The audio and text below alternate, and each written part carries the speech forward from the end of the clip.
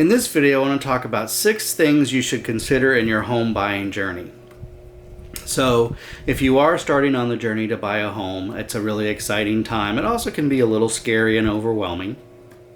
And I definitely advise that you sit down with a realtor and have them walk you through the process, walk them through their process. As a realtor, we all have a process that we have for helping buyers, especially first-time home buyers, purchase a home.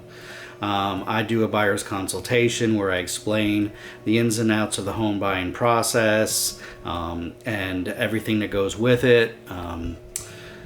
The excitement, the pitfalls, the challenges, the stress, and the excitement of finally getting the keys to your new home and really answering any questions that my clients have along the way. But really kind of starting them off from a place of being prepared. Because if you've never done it before, I know it's kind of a mysterious process, and I try to really eliminate the mystery and be upfront and honest about what you can expect. But here are 6 things to have in the back of your mind and really to help you not be quite so overwhelmed by the home buying journey. The first is you need to have an idea of what location you want to be in. If you're looking here in Polk County, do you want to be in Winter Haven, Auburndale, Lakeland, Davenport, Lake Alfred? It's really, each of those communities is very unique and different, and they all have their pros and cons. So have an idea of what you want. Do you want a bigger city? Do you want a smaller city? Small town feel, country? But have an idea of location. In terms of what you're looking for as far as location goes, because that's the one thing you absolutely can't change about the home is location. Location is the location. Things about the house you actually can change mostly, but the location is the one thing that you can't change. The second thing you should watch out for or know what you want is the house type. Are you looking for a 1-story ranch style home, a 2-story single family home, a condo, a townhouse, a villa?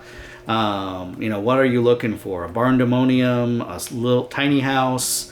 Have an idea of what you're really looking for, and keep some things in mind. I know when my wife and I purchased our new home, we kept in mind the fact that we had elderly parents and that going up and down the stairs might be an issue. So we knew we needed to have, if we were going to get a 2-story home, we needed to have a bedroom and a bathroom downstairs.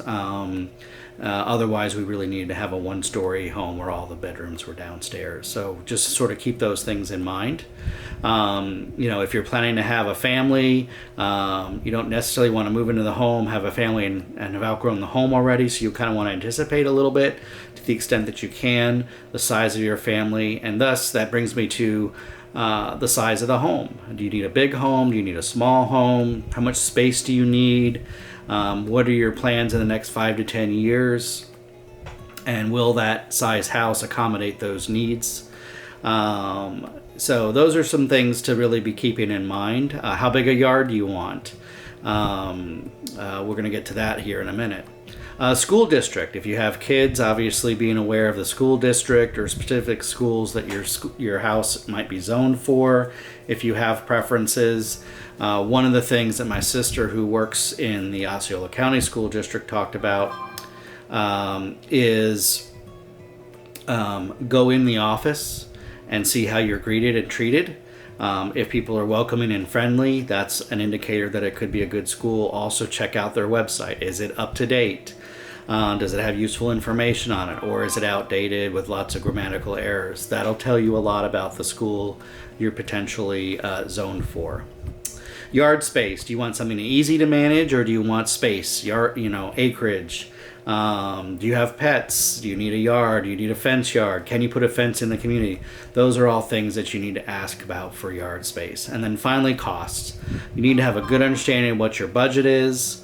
And beyond just mortgage payment, you need to think about property taxes, homeowners insurance, homeowners association dues, and then upkeep and repairs. And that's where sometimes a new home can be an advantage. Usually your homeowner's insurance will be cheaper, and your maintenance and repairs will be less, generally speaking. Anyway, those are 6 things to keep in mind as you start your home buying journey. If you want to flesh these out a little bit more, contact me. Let's schedule a buyer's consultation and let's see how we can set you up for a successful home buying journey. Thanks very much for watching. Have a great day. Please subscribe to my YouTube channel. I love to have you on here. Have a great day.